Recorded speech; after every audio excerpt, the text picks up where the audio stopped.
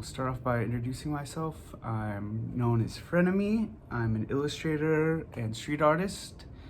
Also do gallery art. I'm an author of a children's book. I have a comic book coming out soon, a graphic novel, and I'm currently working on a video game, so I do a lot of different artistic stuff. So let me answer these questions for you. First was, how and when did I know that I would be able to become a full-time artist or make a living as an artist? So I actually have no formal training, or I learned everything I know through like street art and graffiti, and then I just taught myself everything else, like Illustrator, Photoshop, and like all the tools that I need to have a career doing art, doing different things with art. And there was no like solid point where I kind of knew like, okay, for sure I can become an artist now or whatever.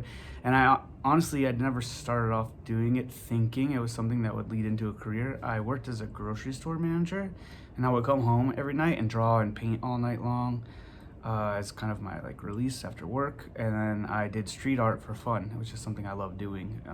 Back then, it was like early 2000s, it wasn't really something that was quite as accepted as it is nowadays. And then luckily it kind of caught on. It became like the cool thing, and I got a lot of opportunity off of that. So I started doing murals for businesses and stuff, and I started to show my work, my paintings and stuff I would do in coffee shops around, and then eventually galleries. And then from that, people started asking me to do design work for them, like for magazines, or I had a lot of friends in bands. So I started getting asked to do a lot of design work for bands, like record covers, t-shirt designs, and stuff like that. And it slowly kind of grew into something where I was like making money off of it. And I was like, whoa, people will pay me to do this? Like, I don't have to work at the grocery store that I hated working at anymore. And I kind of just slowly transitioned into doing art full time. I never really had a solid point where I know this is it, I can do it. I just kind of saw that I was getting these opportunities, and I just ran with it, and then I was like, kind of had to do it, I kind of had to make it work, kind of thing. How did you approach your parents as a young artist and telling them that you want to pursue a career or studies in the arts?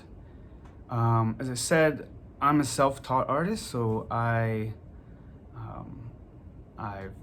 managed to accomplish everything I have on my own without any of that. And I would say, I think that it's great to pursue art, especially if you're really passionate about it. I'm not gonna sugarcoat it. It's very competitive and very hard. If you want to be a painter, for instance, and you just go to school for painting only, and it might be super hard to make a living off of it. It's very it's a little bit. It's a bit like winning the lottery almost, except for you have to work insanely hard to like win. And a bit of luck and hard work and all of that. But I think if you're pursuing the art career in other ways that's more realistic, would be like, if you want to become an animator, or you want to do illustration or something like that, or like, design, graphic design, work at 3D modeling, furniture design, like all this kind of work where you can work in a studio or you work with people, like that's more realistic than pursuing an art as like just to be a painter or something like that. Like I have a lot of friends who actually went to school, big schools like Pratt or whatever, and they got out of school and now they're in a massive amount of debt, and they don't even paint anymore because they have to work to pay off their debt for school. And because like I said, it's very competitive and hard, and you have to be extremely driven. Like you can make it as a painter without that. I mean, but school will give you connections and give you a leg up, but you have to be extremely driven is another major part of that. So if you do want to pursue art, you need to be somebody who is passionate about it and wants to paint and draw every day, and it's like something that you absolutely love and you cannot live without doing. To have any kind of success in art, I really feel like that's a big component in it. I don't know if that really answered the question for how to approach it with your parents, but I would say if you want to approach it with your parents, just show that you're passionate and you love creating art, and maybe go more towards a career path of wanting to study something like 3D modeling or something that could give you a solid career path in art. And then if you really want to paint and do those things and your off time from your other job, because like I said, if you just want to be a painter or whatever, it's very hard and very competitive.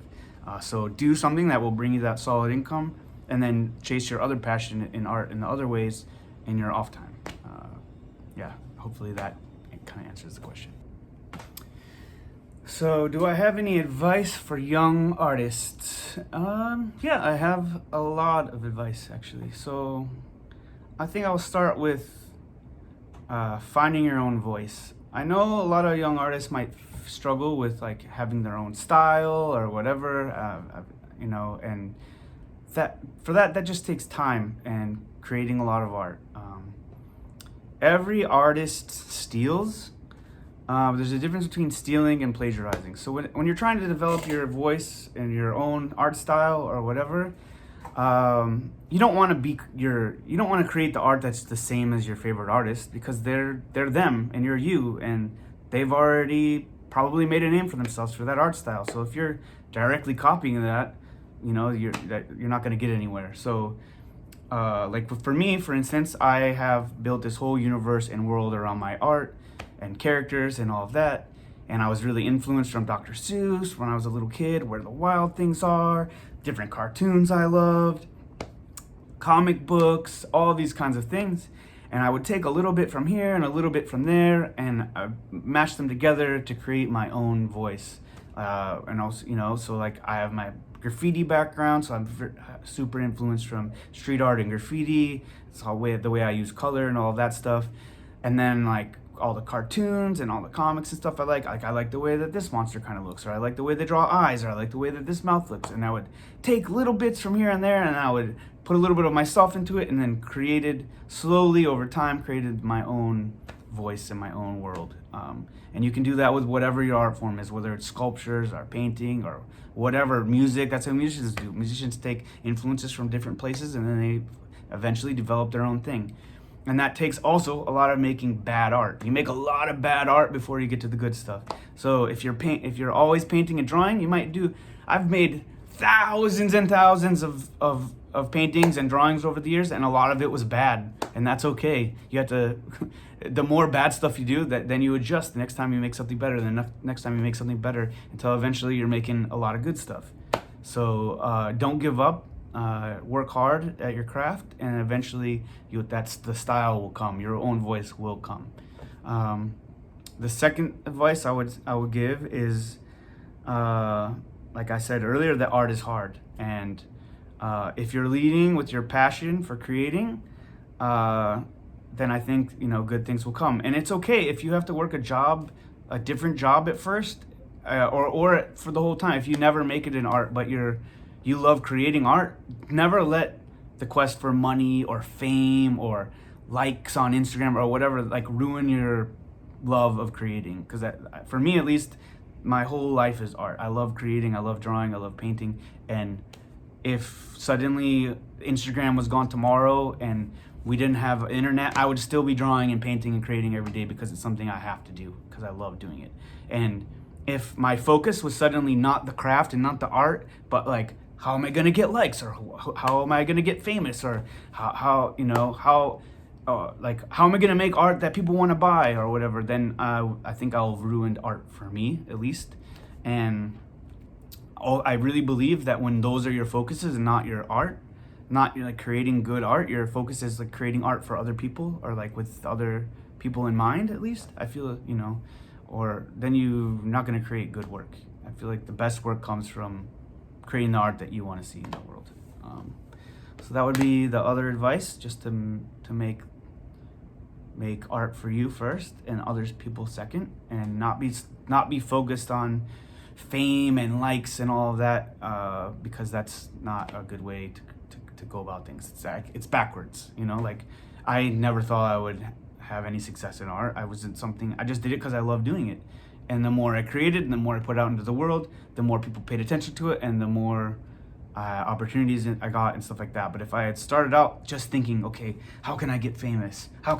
Then I'm not going to create good work. At least that's what I believe. So make sure you're focused on your craft first. Would be the other big advice that I would give. And then yeah, just don't give up. Like, I'm 40 years old, and I didn't start taking my art serious until I was 30. And I mean, I did art all the time before that, but it took a lot of hard work to get where I'm at now. And it wasn't until I was 30, oh, actually my late 20s is when I started to really take my art more seriously. And around 30 years old was when I had like real success in my art. And it could happen to you when you're young. It could happen to you when you're younger, of course. You never know when it could happen. But basically,